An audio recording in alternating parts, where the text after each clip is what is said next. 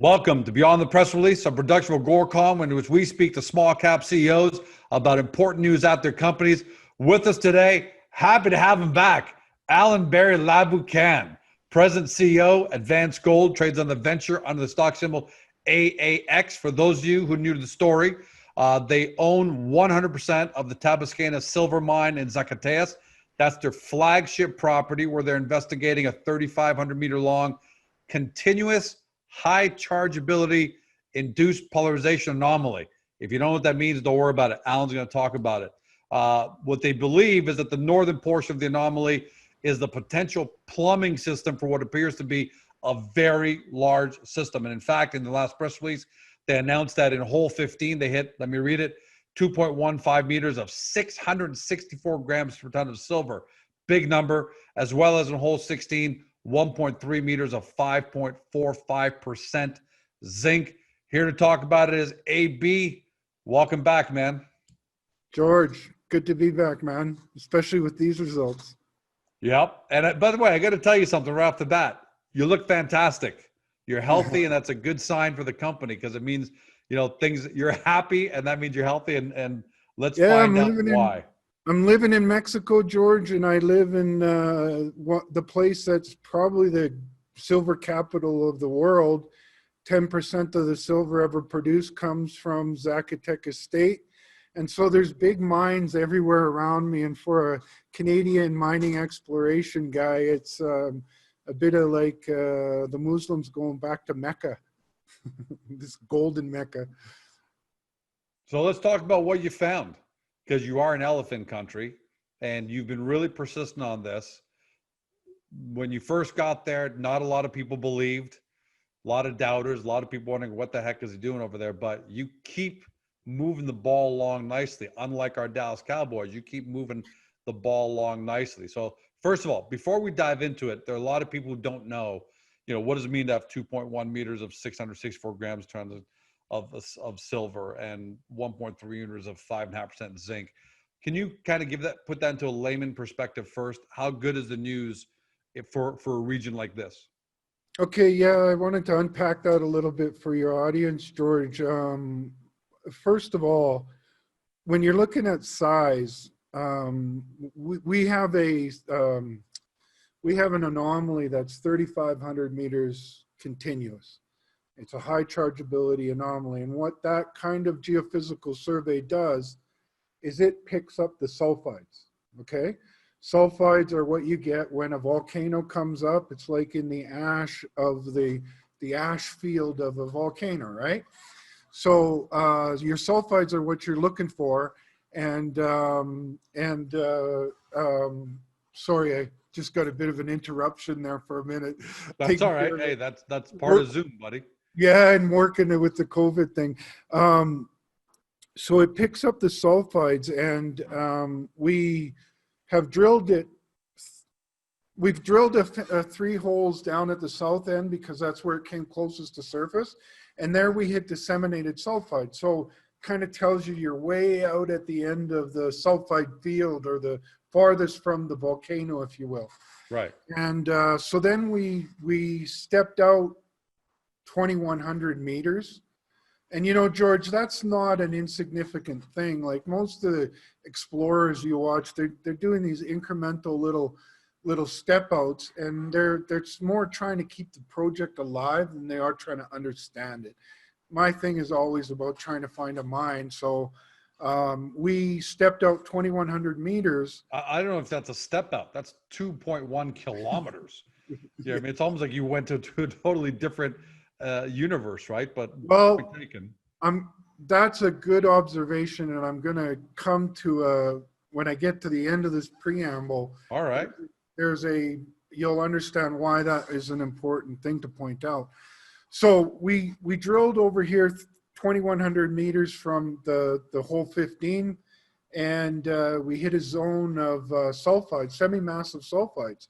So we went from disseminated, which is like in a glass of water, it's very diluted, so like down to a little bit. Right. When you're in the semi-massive sulfides, you're getting closer to the volcanic event, and you have less dilution, so it's semi-massive. We hit good grades in the disseminated, and now we hit a 10-meter zone of or 6.5 meters of 5% zinc, and some other, I think 2.2 of it was zinc, and then some other was a little bit lower grade, but a continuous semi-massive sulfide zone. So now it looks like we're in a traditional VMS type system, and we're looking for massive sulfides. So then I get some assay results back from hole 15, and we hit a extremely high grade vein, 660 grams of silver. So, you know, you're talking about 500-ton rock based on the current price multiplied by the grade. And above that, historically, we don't know if it was in the last 200-300 years, but somebody went down and mined with rudimentary methods down 10 meters. No way. So we're now down about 80 meters from that, and we hit this high grade. So it looks like we tagged a new high grade vein. And what also makes it exciting is that we weren't sure about this rock. To be honest, our QP geologist wasn't certain it would run. So he took a sample for 2 meters, then he left 5.6 meters, then he took another 2 meters. And in that 2 meters is where we hit 660 grams. In the first 2 meters, we hit 200 grams over 2-point-some meters. And the rock looks the same that we left out in between. So we're going to go back and assay that. Actually, I should be going like this because that's the direction of the dip. But anyways, we should be, we're going to go back and do that because it looks like what we have is a much larger vein than is what's typical in this area. 2 to 4 meters is what makes all the mines here. And these are world-class mines like Mag Silver, 60 miles from us. Their veins are 2 to 4 meters wide, 400 or 500 grams of silver, and it'll be a cash-making machine because we're in the lowest cost area in the world. But those are 2 to 4 meters. It looks like down where we got this high grade, we might be looking at 10 meters or more, a little bit more possibly. So we already know 4 meters and then the gap in between. So getting back to that 2 world comment you made, it's like it wasn't a step out. It's like you went to a completely different universe. Yeah, but 2 kilometers away. The 2 different worlds, if you will, is one looks like a sulfide. Even in hole 15, I wasn't aiming for the vein. I was aiming for the sulfide zone, so we drilled a vertical hole and we hit the vein. So it's kind of an accidental hit, and I always pay attention to those because a lot of the great mines in the world are made up of accidental hits. Look at Voisey's Bay in Newfoundland. They were looking for diamonds, and they found nickel, a VMS nickel-rich, cobalt-rich deposit. So, yeah, you always want to pay attention to those accidental hits. So where are you at now in terms of, obviously you're forming a new theory now, I'm assuming, right? Because you're saying it's an accidental hit. You weren't expecting to see that there. So what's the theory that you guys are working on or formulating, and then what do you do next to try and prove that out? Well, to be quite honest with you, George, it's the same theory I started when we hit a couple holes really early. We had sulfides in the conglomerates, which is unusual to get sulfides in the conglomerates. So I knew there had to be a sulfide system causing this somewhere. But then we started drilling and we found a network of veins and with no sulfides in them. So it's like a tale of two cities or whatever that play is called. And we have the sulfide system to target, and now we have a vein system with a high grade vein in it to target as well. So it's there's your 2 worlds, if you will. You got hole 17 is currently underway right now. Yes, hole 17 is near the the high grade zinc hit. Right, because it's on the same collar as hole 16. Correct. Right. Exactly. Yeah.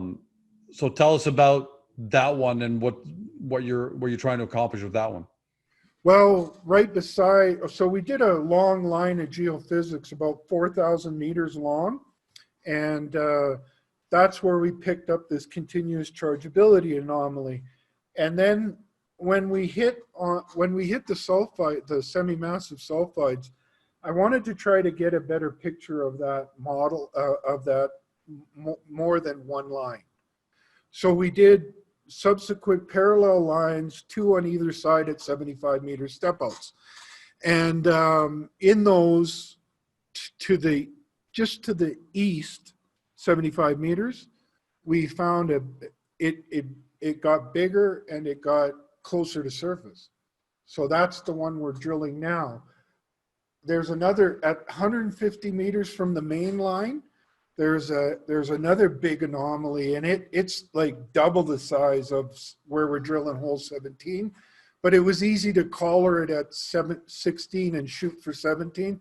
We might even use the same collar to hit for 18 as well. But now I have to decide, are we going to go for the sulfide system, which this last batch gave us plenty of reasons to get excited for both, or do I go back to change 18 to go and drill some shallow holes in between the old workings and the where we hit it in the drill hole? Does it have to be an and/or? Does it have to be a choice between the two, or can you go for both? I mean, obviously it takes a little longer, but or is that a case, or is this a case of time and money? You know, you've got to do one. You've got to pick one over the other. Well, I'm always trying to maximize my money. One time I interviewed Andre Goumond, who ran Osisco, and I said to Andre, you know, what really makes you proud about what you've done in your career with finding mines? He said 2 things, Alan. One is that when I get to walk on a place where there's a mine and 500 people are working now, he said that really makes me a happy mining guy. He says the other thing is that I always prided myself on being the lowest cost discoverer. Because if it costs you little to discover it, usually costs you little to mine it as well. And that's precisely why I moved down here to Mexico, was because we're in a place where infrastructure is everywhere. The power, the roads. I mean, how close are you to the road? You've told me, but just for people, like, how close are you to the road right now? Oh, literally from this, I have a map here. And, okay, so this is the road to Ojo Caliente. Can you see that? Yep, no problem. That bluish part is the road to Ojo Caliente. And we hit hole 15 is right here. Well, that's just a bit off the screen. Maybe hold it a little higher. Well, there. So hit 15 is right at that red dot. So that's, if on a scale, how close is that? 500 meters. From the road, you gotta be kidding me. From the road to the hit is 500 meters. You gotta be kidding me. No. Someday, at the end of my career, I'm going to tell you some secrets about Mexico. Those secrets right now are my advantage down here in Mexico. So until I sort of write the history of my involvement down here in Mexico exploration, I want to keep some of those secrets to myself. Hey, question for you, and I don't blame you for that, by the way. I'll ask you afterwards when you think I'm not recording, but I am.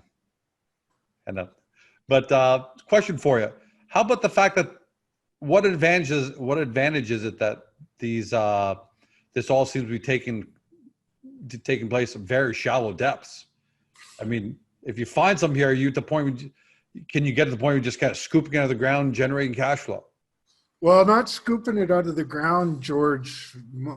Easier to permit and easier to make money at fast is an underground operation. And there is already underground workings very close to where we are. So, you know, it would probably be an amendment to our current mining license. But to go underground, just extend where the underground workings are. We're close enough to do that. But I mean, that kind of a situation, George, you could bring something theoretically, folks. I'm not saying this is what we're going to do. I'm looking at myself as a professional in the industry and looking at what's out there. But something like this could be brought into production probably for less than $50 million. And it would be a cash generating machine. Yeah, because that's the biggest problem. Man, how many times have we been let down where, you know, George Gold makes a great find, and then we say, well, all we got to do is raise $750 million to get this stuff out of the ground. All we got to do is raise 500 million, 400 million. Say, geez, Louise, this is never going to happen, you know? Because it's usually deep, and, you know, you got to spend 5 years in a development discount window and all this. I mean, we could theoretically be developing while we're exploring still. So it could be the generative project of a mining company that wants to start out as a mining company. I'm not saying that's what I want to do. But you've got options. You potentially got options. I'm an exploration guy first and foremost, George. So, but my friend Ewan Downey at Premier Gold is an explorationist as well, and he's surrounded himself with mining people, and now they're one of the best small mining companies out there, and he's using the old formula, and who knows, maybe we'll use the old formula. On a scale of 1 to 10, how happy are you with the progress of Advanced Gold? I'm not talking about stock price. I'm talking about as a company with what you set out when you first started, and now you're here. If you had known that you'd be here at this time a couple of years ago, on a scale of 1 to 10, how happy are you with how the company's positioned right now? Well, first I'd put it into context, George. You know, we've done a few of these interviews, and you've asked me about what I'm looking for in the future.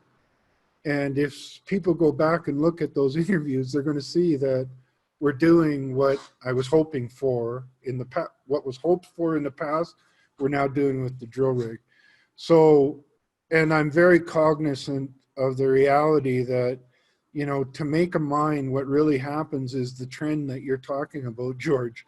You keep moving the ball forward, and you know, by doing that, we've accidentally come across a new high-grade vein. But we're using the science of geophysics and geology to lead our drilling, and we're finding what we're supposed to. So I think that will only ramp up in the future. So I'm very happy about where we are right now, George, as an explorationist.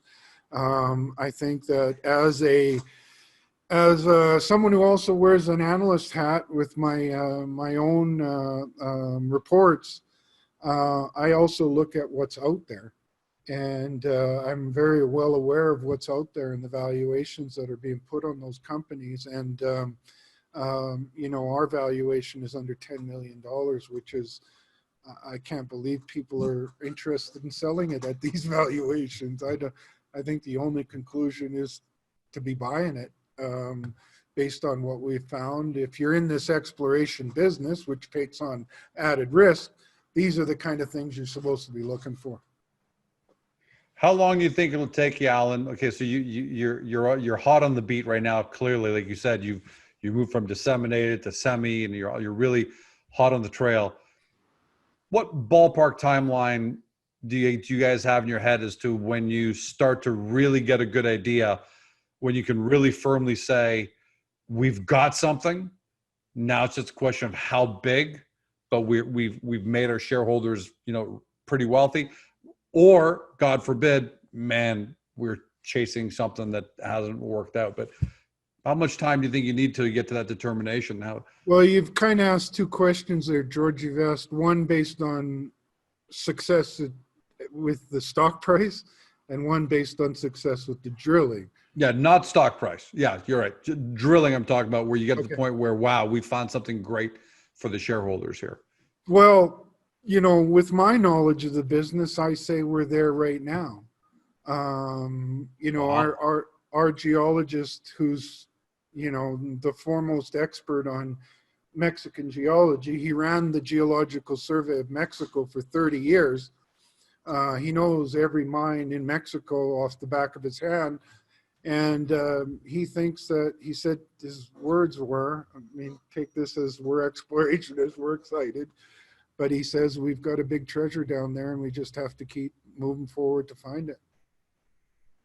So On that note, obviously you're going to keep moving forward to find it. So give everyone, you're on hole 17 right now. How big is this program? So when does this next phase of drilling end? well, I really don't think there will be much of an end, George. We have two targets to chase. We have a VMS type target, which is tremendously exciting because we're seeing good grades. Excuse me. We're seeing good grades in the disseminated and the semi-massive sulfides. So now if we find the sulfides, you know, you should be looking at a tremendously higher grade, because getting back to that dilution thing, George, you're now in what is less, hardly any dilution. It's practically all sulfides in that glass, instead of, you know, a little bit at the bottom or a little bit more. Now the whole glass is full of sulfides. So, you know, that's where you're expecting to see the big, tremendously exciting grades. So Drilling will consist. It'll proceed pretty consistently. The drilling results. That's sort of in the northern end of the target. Then we've got this vein, high grade vein to chase now. So, you know, it's easy to see us continuously drilling, maybe shut down a little bit for Christmas. But the beauty of Zacatecas, Mexico is it's year-round drilling season. So nothing really stops us but holidays. Well, what I may end up doing is just driving down there, since it's 500 meters from the road, just to check up on you guys every once in a while. Wouldn't that be something? Just to walk in on you guys, right, as you're doing the work. But that's amazing. Bring your video recorder, George. It would be fun to get out to the property and show you where the underground workings are. Yeah, exactly. This is my video recorder. That's all I got to bring. Yeah, my buddy, he's done a documentary completely off of an iPhone. So, yeah, you should come down anytime, man. We'll do a video from right on the property, right at the head frame that we have on our property. You know, they say the best place to look for a new mine is where, from the shadows of a head frame, we have our own head frame. Powerful stuff, man. Congratulations on how far you guys have come along. I'm ecstatic for you because, look, maybe some people watching don't know our history, but you and I met 15 years ago. I've just had a great relationship. You're the BNN guy, the newsletter guy, but you always had that saying that the drill bit is the truth machine, right? There was something like that. The truth machine, Yep. The drill bit is the truth machine. Yep. And always loved your style. And to see you now putting your money where your mouth is, you moved to Mexico. I mean, this isn't just a little treasure hunt for you. You're dead serious about it. And the fact that you hit these two holes, 15 and 16, and now you've got a rich vein to chase. I'm happy for you, and you don't have a bigger cheerleader out there, man. Congratulations on what you guys have done. And you know, it's tremendously exciting for me because I'm really not supposed to be finding this stuff, George. I'm not a geologist. I have 30 years of experience in exploration, poking holes in the ground, but I'm not a geologist. But Murray Pezin found a couple of the greatest mines in Canadian history. So he was a butcher before he became a promoter and never was a geologist. So it can be done. It has been done. And I think we've got something tremendously exciting down here, George. The world is full of successful business people who weren't specifically trained in their trade, but used their brains, applied knowledge. And sometimes, now we're getting off a small tangent, but sometimes that's what's necessary, because the guys who are trained are locked in, very narrow, whereas the guys that aren't apply a bigger picture thing to it, and that's how you get some. George, my boy, you get wiser every time you hang out with me. That's the reason why I believe that the industry has such a difficult time finding new mines. Is they're all, now you're making me give you more of my trade secrets. they're all focused on, sort of the textbook, oh, A, B, C, D, E, F, G. Oh, Yeah. C didn't work out, so I got to go. Me, I just keep following the truth machine. And the truth machine's leading me in the right direction, so I'll keep doing that. You've been watching, or if you've been listening by podcast, to Alan Barry Laboucan, President CEO, Advanced Gold, trades in the TSX Venture and the stock symbol AAX. It's almost like he picked that. So in case you're looking for the company out of the phone book, he'd be at the top of the list, right? AAX, Advanced Gold. You've heard what he's had to say. Do your due diligence. Get over to the company's website. And make sure you keep Advanced Gold on your radar, because it's a very fluid situation. It's moving, and you don't want to miss it next time they come out with their results. Thanks for joining us, everybody. Have a great day.